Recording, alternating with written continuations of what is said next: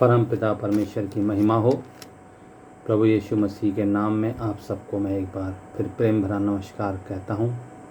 आशा करता हूँ आप सब अच्छे होंगे। प्रभु ने हम सबको एक बार फिर ये सुंदर समय दिया कि हम प्रभु की संगतियों में इकट्ठे हो जाएं और इस प्रार्थना के समय में हम अपनी आशीषों को पुनः परमेश्वर से पाएं। इस प्रार्थना के समय में एक वचन के द्वारा मैं आप सबको आशीष के भागीदार बनाऊंगा। मेरे साथ इस वचन को सुनिए जो लूका रचित सुसमाचार उसके 8वें अध्याय और उसके 22वें पद से 25वें पद तक लिखा है। यह एक सच्ची घटना है। जब प्रभु यीशु मसीह इस पृथ्वी पर थे तब प्रभु यीशु मसीह और उसके चेलों ने एक जगह पर जाने के लिए आपका निर्णय लिया और वहाँ पर कुछ बीच में समस्या आई और तब यीशु मसीह ने उस समस्या को डांटा और फिर सब कुछ शांत हो गया। इस प्रकार से लिखा है। मेरे प्रियो, हमारे जीवन में भी बहुत सारी समस्याएं, बहुत सारी बातें आती हैं। हमेशा एक सा समय नहीं रहता और कभी कभी हमें संकटों का सामना करना पड़ता है। ऐसे समय में हमें ये वचन स्मरण रखना चाहिए। इस वचन पर हम थोड़ा सा मनन करेंगे। बहुत ही छोटे समय में मैं आप लोग को कुछ बातें शेयर करूंगा जिसके द्वारा प्रभु आपको आशीष करेगा। यहाँ लिखा है, फिर वह एक दिन वह और उसके चेले नाव पर चढ़े और उसने उनसे कहा, आओ झील के पार चलें।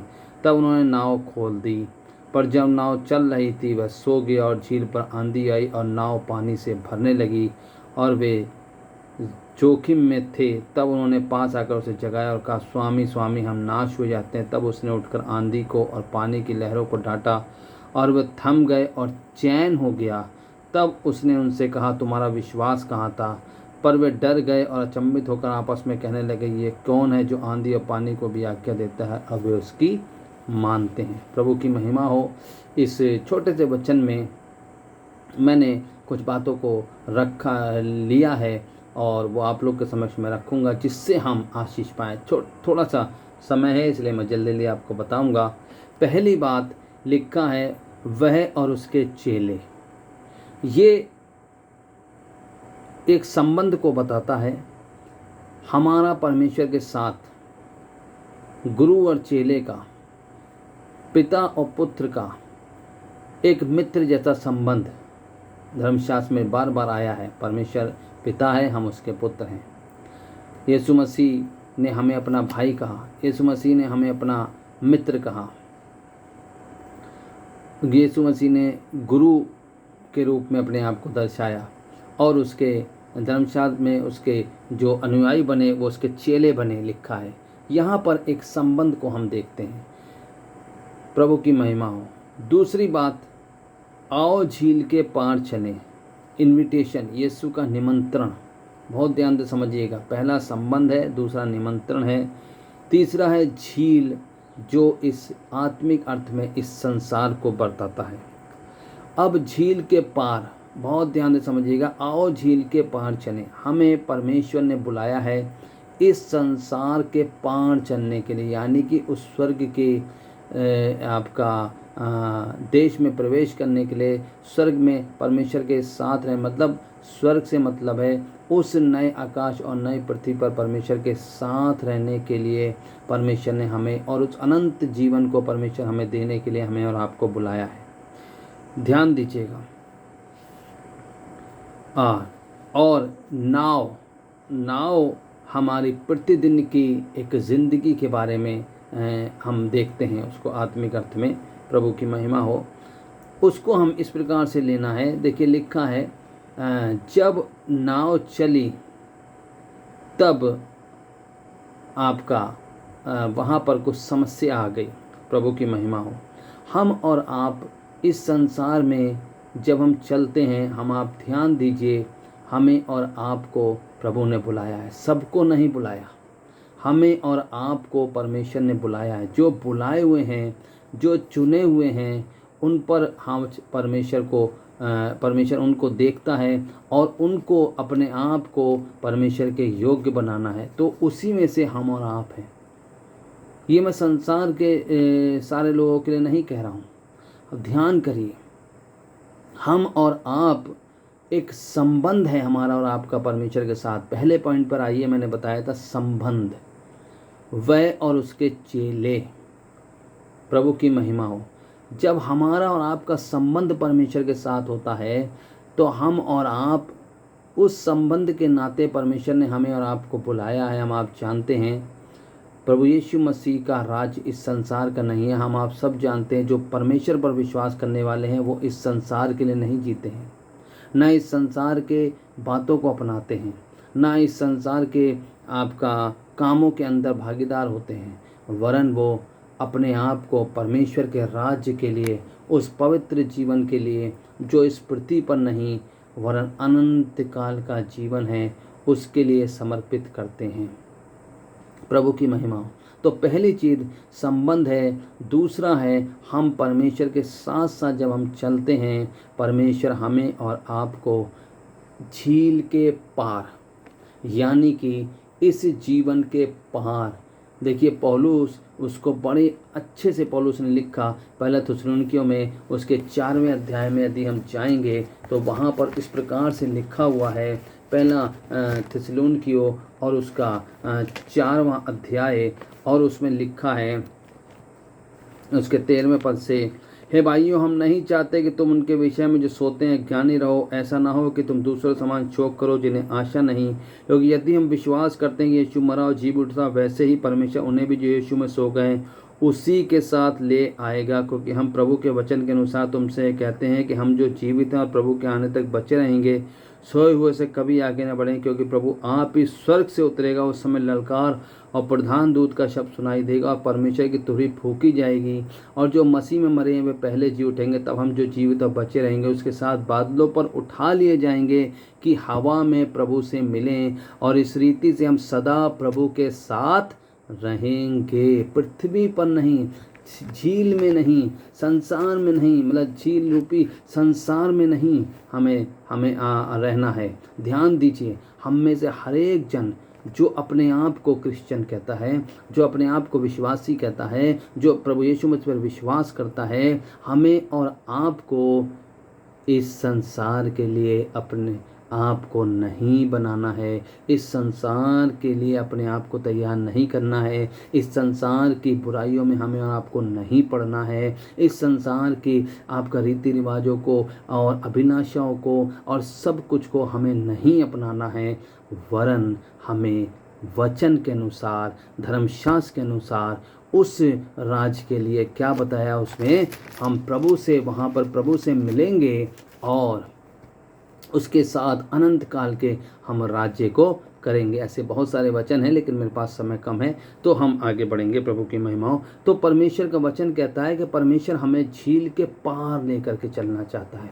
मतलब हम एक नए आपका परमेश्वर के राज्य की हम बाट जो रहे हैं। प्रभु की महिमाओं। अब ऐसे चलने के समय में आज तो वो हमारे जीवन में नहीं हो रहा है, लेकिन आगे होगा। लेकिन आज जब हम इस संसार के अंदर में जी रहे हैं, यानी कि नाव झील पर चल रही है, हमारी ज़िंदगी जब इस संसार में चल रही है, उस समय पर हमारे आत्मिक जीवन की परीक्षाओं को करने के लिए शैतान रुकावटें डालता है, परीक्षाएं डालता है, लाता है। प्रभु की महिमा हो।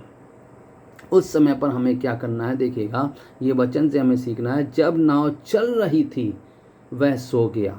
ये एक सच्ची घटना है, लेकिन इसको थोड़ा हम आत्मिक अर्थ में थोड़ा सा इस समय के अनुसार हम देखें। हमारी नाव चलती होती है और हम कब बहुत समय में क्या होते हैं, अपने विश्वास में हम थोड़ा सा सोने लगते हैं। ये नीचे लिखा है, वो वहाँ पर यीशु मसीह के सोने के लिए यीशु मसीह ने उसके ऊपर कोई दुख प्रकट नहीं किया, मैं सो गया, जबकि ये वास्तविक घटना थी।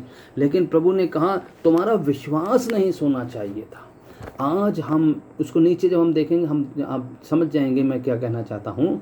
और आज भी हम यही बात को हम देखना है कि हमारा विश्वास नहीं सोना है। देखिए, जब हम चल रहे हैं, सबसे पहली बात परमेश्वर से हमारा संबंध है।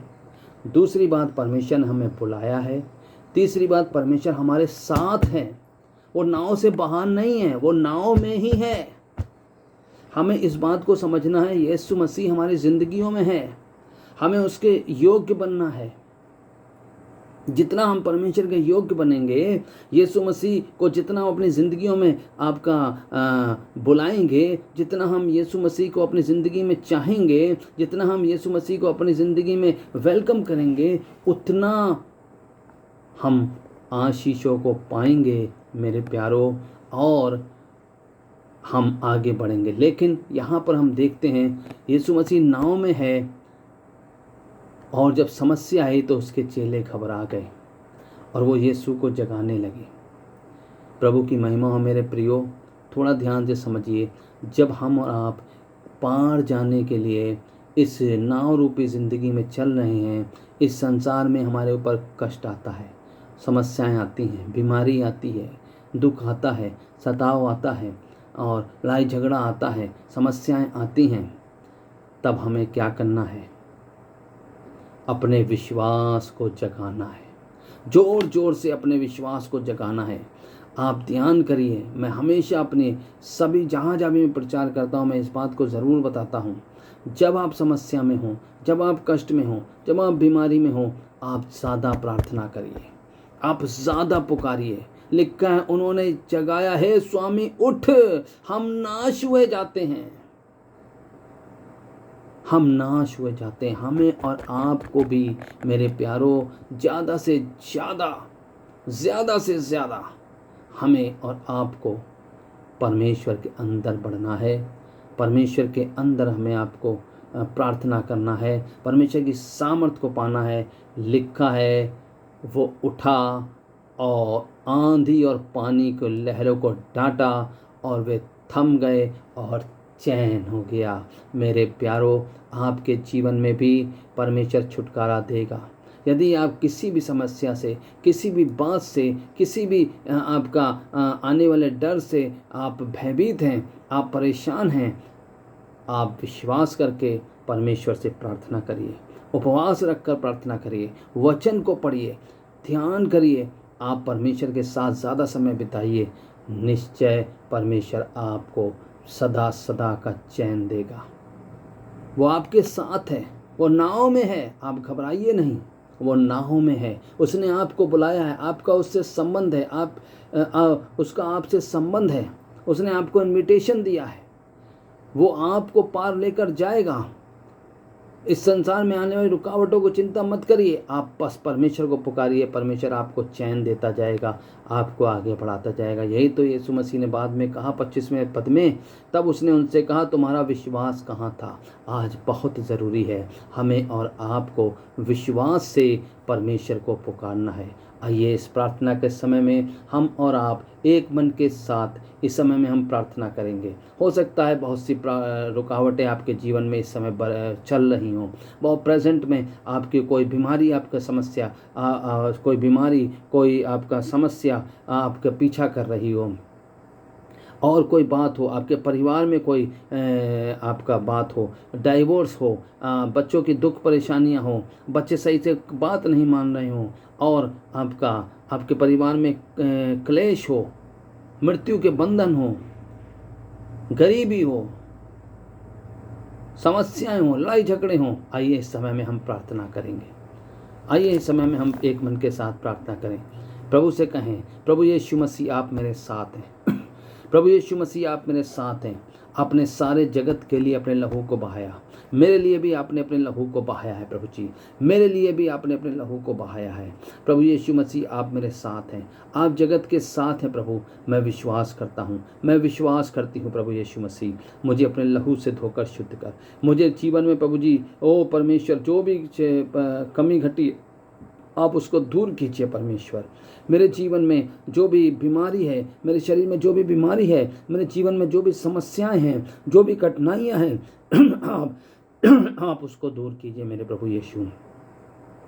प्रार्थना करें मेरे प्यारे भाई बहनों, आपका जो भी कष्ट है, जो भी परेशानियां हैं, प्रभु यीशु मसीह के नाम में आज वो दूर हो रहा है, आज वो दूर हो रहा है। यीशु के नाम में आज वो दूर हो रहा है। मैं देख रहा हूँ आज वो यीशु के नाम में दूर हो रहा है। जितने लोग इस प्रार्थना में शामिल हैं, जितने लोग इस प्रार्थना को सुन रहे हैं, जितने लोग मेरे साथ इस प्रार्थना को कर रहे हैं, यीशु के नाम में चंगाइयाँ पा रहे हैं, यीशु के नाम में छुटकारा पा रहे हैं, यीशु के नाम में उद्धार को पा रहे हैं। वो नशे के बंधन टूट रहे हैं, बीमारियों के बंधन टूट रहे हैं, लड़ाई झगड़ों के बंधन टूट रहे हैं, दुष्ट आत्माओं के बंधन टूट रहे हैं। यीशु मसीह नासरी के नाम में बंधन टूट रहे हैं। प्रभु यीशु, हम आपको धन्यवाद करते हैं क्योंकि आप हमारे साथ हैं। यीशु, आप हमारे साथ हैं। प्रभु, आप हमारे साथ हैं। आप हमारी आशा हैं। परमेश्वर, आपने उठ करके आंधी और पानी को ढाटा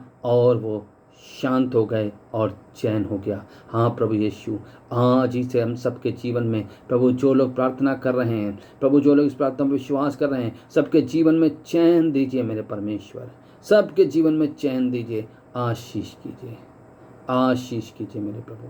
आपकी बड़ी दया को हम परमेश्वर मांगते हैं, यीशु के नाम में मांगते हैं। आमीन, आमीन। प्रभु हम सबको इस प्रार्थना के द्वारा आशीष करेगा, ऐसी मैं परमेश्वर पर विश्वास करता हूँ और आशा परमेश्वर से करता हूँ। आप सबको मेरा प्रेम भरा नमस्कार।